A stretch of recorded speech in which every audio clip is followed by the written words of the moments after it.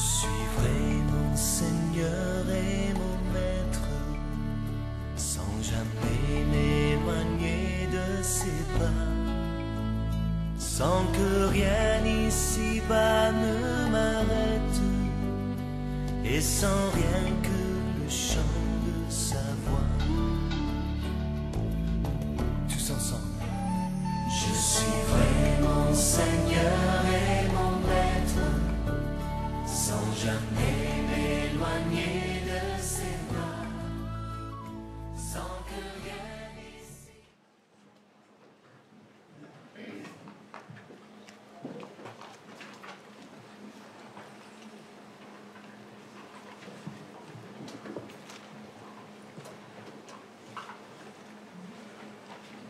Je vous invite à la prière. Quel privilège, Seigneur,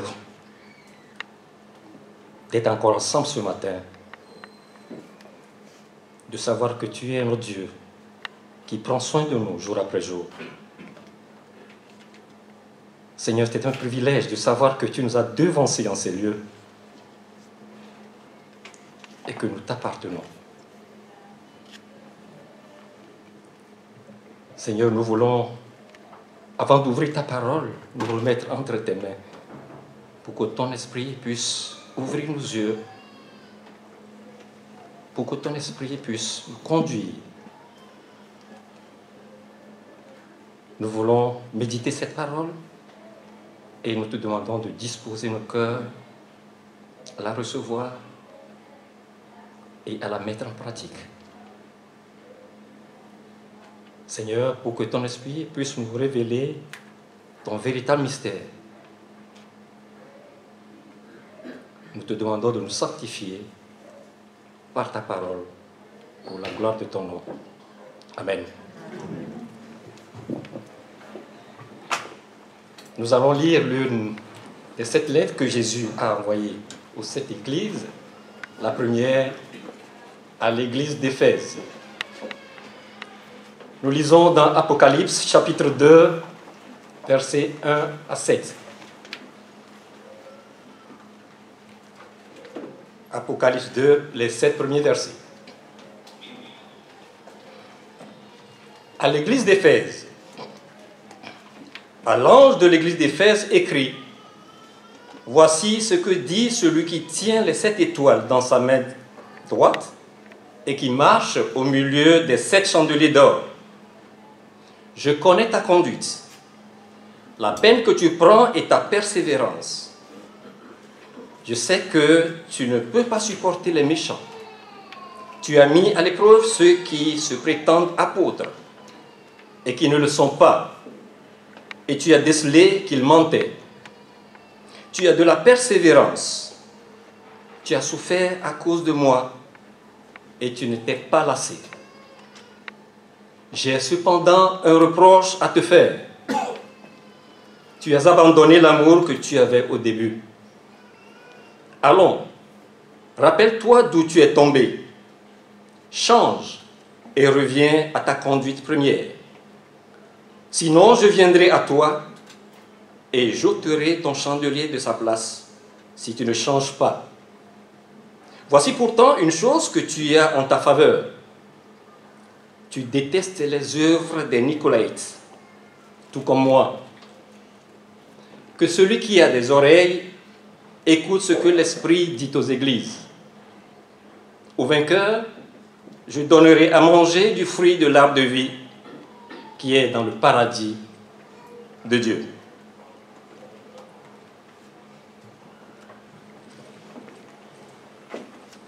Voilà in extenso la lettre que le Seigneur Jésus a envoyée à l'église d'Éphèse. Mais j'aimerais, pour commencer, imaginer un tout petit peu la scène ce jour-là, sur l'île de Patmos, où l'apôtre Jean se trouvait au moment où le Seigneur Jésus s'est adressé à lui,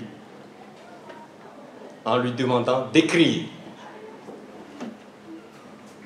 Devant la présence du Seigneur, il était probablement prostré. se servant de sa main pour se cacher le visage, pour se protéger contre cette lumière éblouissante. Il a aussi probablement senti la pression de la main du Seigneur sur son épaule, quand le Seigneur lui ordonne d'écrire cette lettre à l'église d'Éphèse. Il faudrait aussi nous rappeler que l'apôtre Paul fut l'un des fondateurs de cette église d'Éphèse. Il a œuvré pour que cette église prenne place à Éphèse. Il a même failli perdre sa vie en prenant position contre l'adoration de la déesse de la nature sauvage, du nom d'Artémis.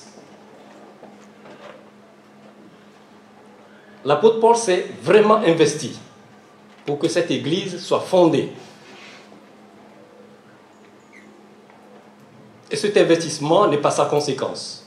C'est à partir de l'église d'Éphèse que l'évangile s'est propagé vers l'Asie. Et Éphèse devint le centre de rayonnement de l'évangile de Christ. Et c'est justement à cette église que notre Seigneur Jésus-Christ envoie cette lettre. Une lettre pleine d'autorité. Nous l'avons lu ensemble.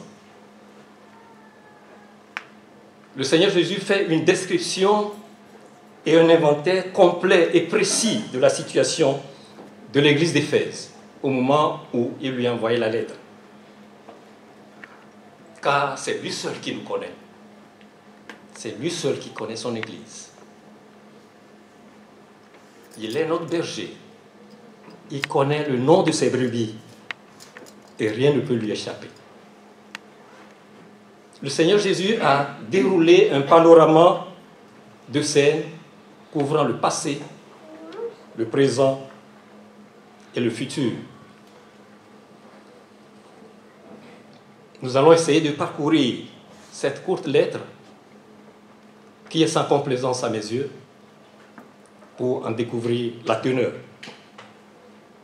Tout d'abord, le Seigneur Jésus se présente lui-même. Il marche au milieu de son Église.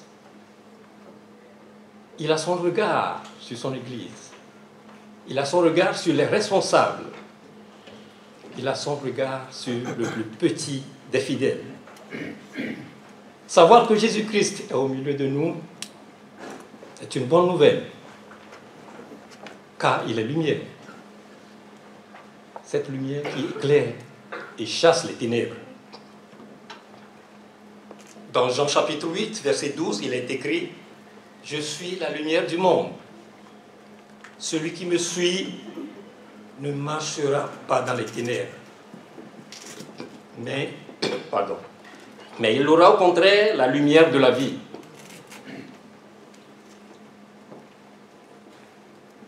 Jésus est en train de dire, me semble-t-il, à l'endroit de son Église, que vous n'êtes pas seuls et vous ne serez pas abandonnés, car je me tiens au milieu de vous. Sa présence rassure. Comme je viens de le dire, il est le bon berger. Et à l'approche du moindre danger, il s'interpose.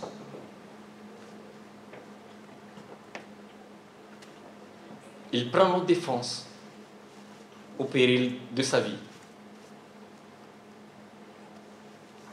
La seule question qu'il faut se poser à cet instant, est-ce que nous en sommes conscients?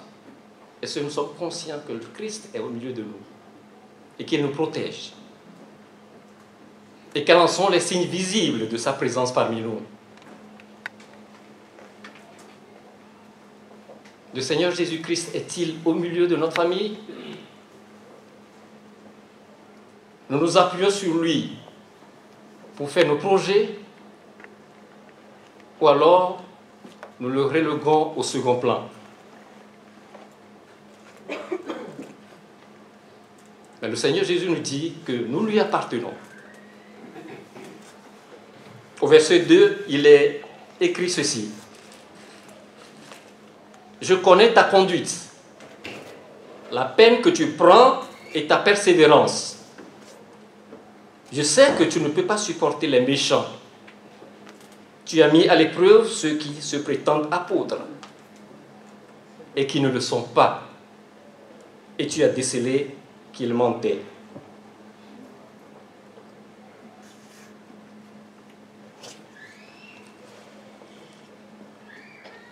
Le Seigneur Jésus est satisfait de ce qu'ils avaient éprouvé ceux qui se disent apôtres parmi eux, mais en réalité, ils ne le sont pas. Nous avons des exemples qui foisonnent de par le monde. Et surtout que j'ai une attention particulière sur ce qui se passe dans les pays africains. Nous en avons qui courent les rues, qui se donnent des noms ronflants. Apôtres puissamment oints. Général de Dieu. Que sais-je encore? Ce sont des gens qui se servent de leurs fidèles, alors qu'ils doivent être au service des leurs. Jésus-Christ lui-même le dit, le Fils de l'homme est venu pour servir et non pour se faire servir. Le vrai apôtre ne recherche ni le pouvoir, ni la gloire personnelle.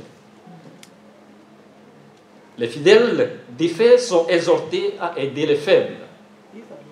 Et le Christ les a félicités pour leurs œuvres. Avons-nous aussi reçu les félicitations de Jésus? Il est parmi nous, il nous voit. Il voit nos œuvres.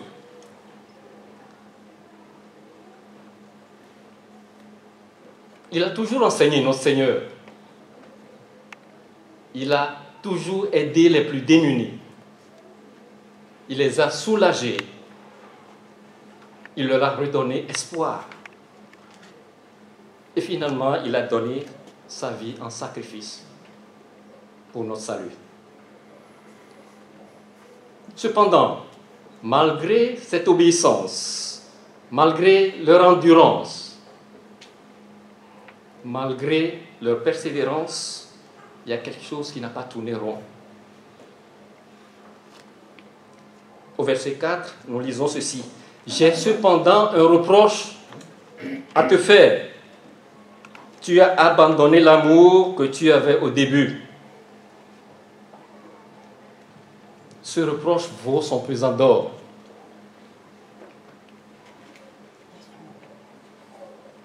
Abandonner son premier amour. Perdre son premier amour. C'est un acte lourd de conséquences.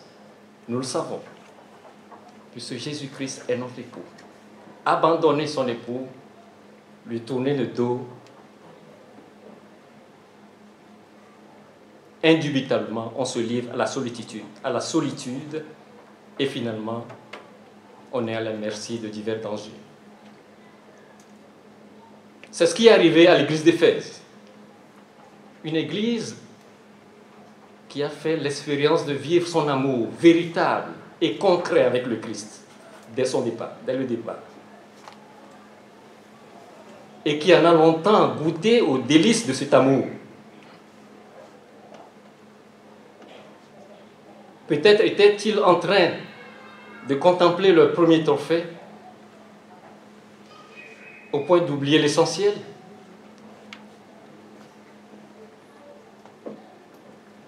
Ou alors étaient-ils restés des spectateurs passifs? Serons-nous dans ce cas aujourd'hui, en regardant les autres travailler dans notre Église? Le Seigneur nous interpelle de ne pas l'oublier en tant qu'époux, parce que c'est lui notre protecteur. Au fil du temps, la lassitude aussi l'a emporté dans l'engagement des Éphésiens. Tout comme le port d'Éphèse, jadis très célèbre. Et ce port, petit à petit, a disparu, tout simplement parce qu'il a été ensablé. Est-ce que c'est la même chose dans nos vies personnelles avec notre Christ? Il y a un grain de sable qui est venu s'incruster dans notre machine, au point de l'oublier, au point de l'abandonner. Pourrions-nous encore mériter ce nom de chrétien?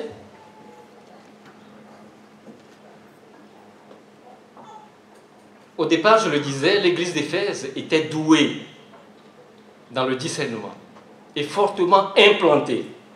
L'enseignement donné était très simple. Mais l'amour envers le Christ et envers le prochain a finalement fait défaut. Serions-nous encore des chrétiens sans amour du Christ, sans amour du prochain?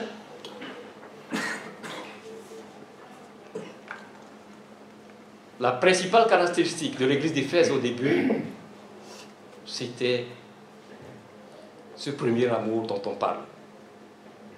L'église était attachée à son maître. Et peu à peu, ça s'est effrité. Nous serons aussi refroidis. Une église dont Christ n'est pas au centre est censée disparaître, tôt ou tard. Nous en avons la preuve dans nos pays européens. Et ça prend beaucoup plus d'ampleur. Des églises qui se transforment en logements sociaux. Ils se sont regroupés. On fusionne des églises. N'avons-nous pas abandonné notre premier amour? Pourquoi on en arrive là? N'avons-nous pas abandonné notre époux? Dans Ésaïe 55, le verset 5, il est dit ceci. Car celui qui t'a fait, c'est ton époux. Il a pour nom le Seigneur des armées célestes. Celui qui te délivre, c'est le Saint d'Israël. Celui que l'on appelle le Dieu du monde entier. L'église d'Éphèse est guettée par une menace interne. L'abandon du premier amour. Voilà le danger qui nous guette. Ensemble, en tant qu'Église, et individuellement, en tant que chrétiens, si nous ne prenons garde, ce danger est à notre porte. Faisons attention. Jésus semble dire aux fidèles de l'église d'Éphèse que c'est bien d'être persévérant. C'est bien de venir à l'église tous les dimanches. C'est bien d'être patient. C'est bien de supporter les méchants. Mais il y a quelque chose d'essentiel que vous avez abandonné. Le premier amour. Il y a quelque chose d'essentiel que nous avons abandonné, notre époux.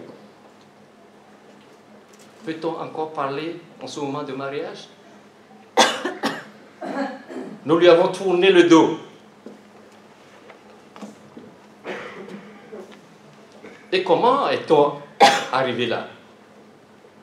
On s'est endormi, on s'est assoupi, on s'est refroidi.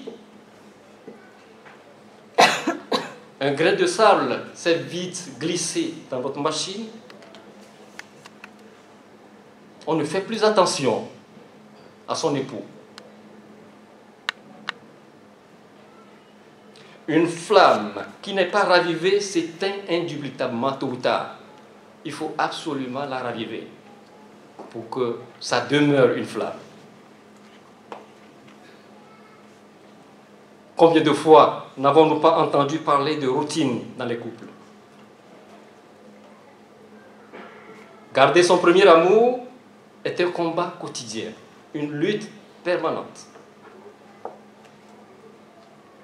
Ceci est vrai pour les églises, mais aussi vrai dans nos familles. Cette vision de Christ s'adresse non seulement aux contemporains de Jean, mais encore plus à nous aujourd'hui, en tant que chrétiens.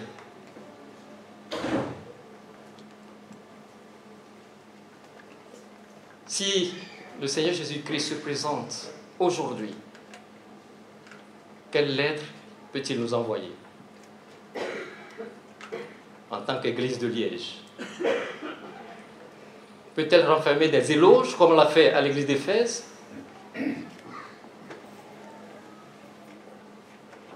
Quelle en sera la teneur de cette lettre? Le Seigneur Jésus serait-il satisfait de nous?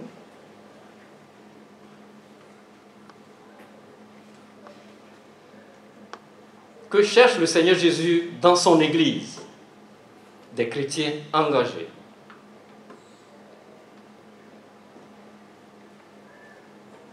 Engagés, mais de façon permanente.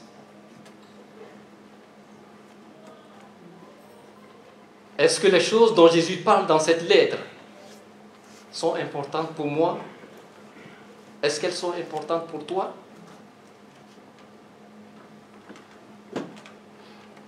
Le Seigneur nous dit de nous réveiller, car nous sommes en train de dormir.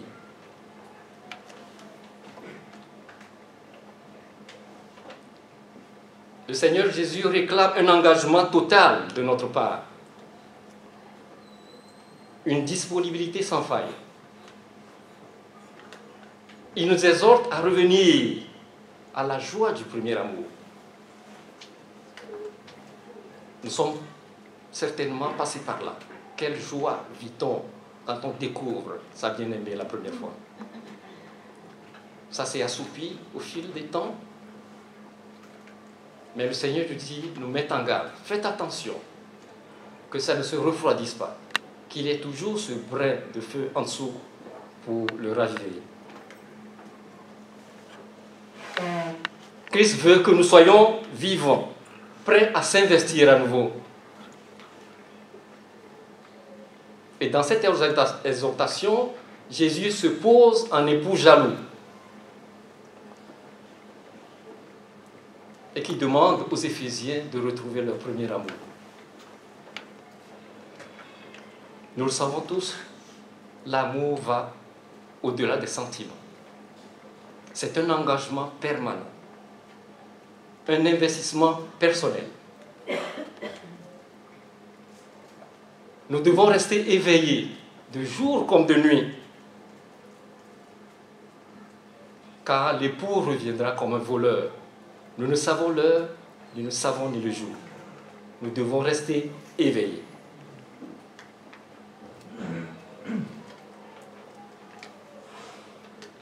Dieu, notre Créateur, nous a toujours avertis du jugement à venir.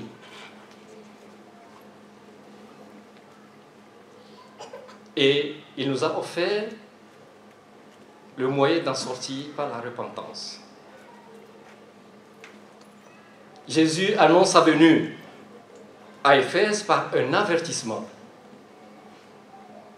Si vous ne vous repentez pas, je ferai en sorte que tu cesses d'être une église, soit en te supprimant, soit en te frappant d'une mort spirituelle. Vous voyez là où on peut y arriver. C'est la menace permanente. C'est la menace que Jésus envoie à l'église d'Éphèse. Si vous ne vous repentez pas, je te supprime. Ou alors, je te frappe d'une mort spirituelle. Il peut y avoir les hommes et les femmes, les fidèles qui fréquentent une église, mais sans vie spirituelle. C'est là où Jésus veut en venir. Nous devons prendre la menace et la colère de Jésus très au sérieux. Tu as abandonné ton premier amour, leur dit-il. Souviens-toi donc d'où tu es tombé. Repens-toi et pratique tes premières œuvres. Mes petits enfants, n'aimez pas en parole seulement, mais en actes. Il est possible d'accomplir à nouveau les premières œuvres dont Jésus parle. Il est possible de revenir à notre premier amour.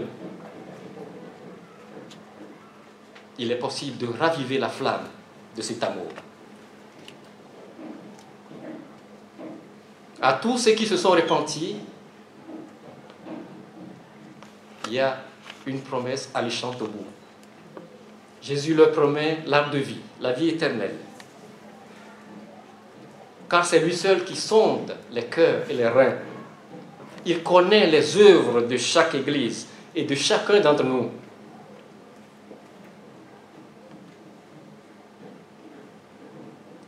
Il est plus facile de se cacher pour éviter les appels que Christ nous lance. Jésus-Christ a fait un diagnostic clair de l'état de l'église d'Éphèse et leur a envoyé une lettre.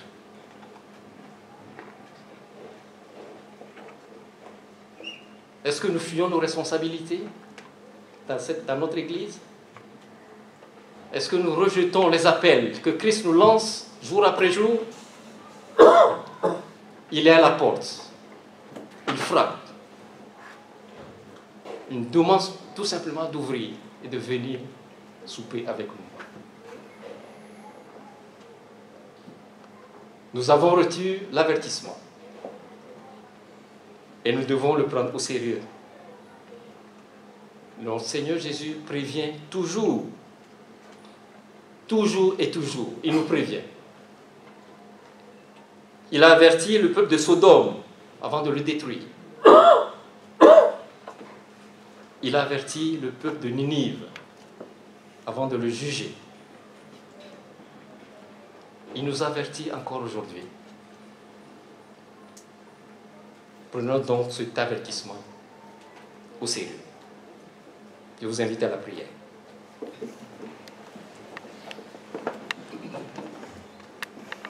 Éternel notre Dieu, nous te sommes reconnaissants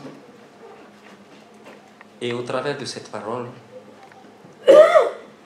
nous avons découvert la vérité qui affranchit. Nous sommes donc conscients de nos manquements, car nous t'avons abandonné.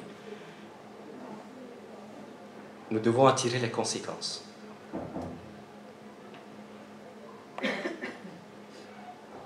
Le constat aussi est très clair, car nous avons désobéi et t'avons tourné le dos. Mais tu es un Père aimant. Malgré notre désobéissance, tu nous tends encore la main. Seigneur, nous voulons que tu retiennes un tant soit peu ta colère pour que nous puissions changer. Accorde-nous un sursis pour préparer notre retour à la maison, pour vivre cet amour avec toi, car tu es un Dieu de grâce et d'amour. À toi l'honneur, à toi la gloire, de génération en génération. Amen.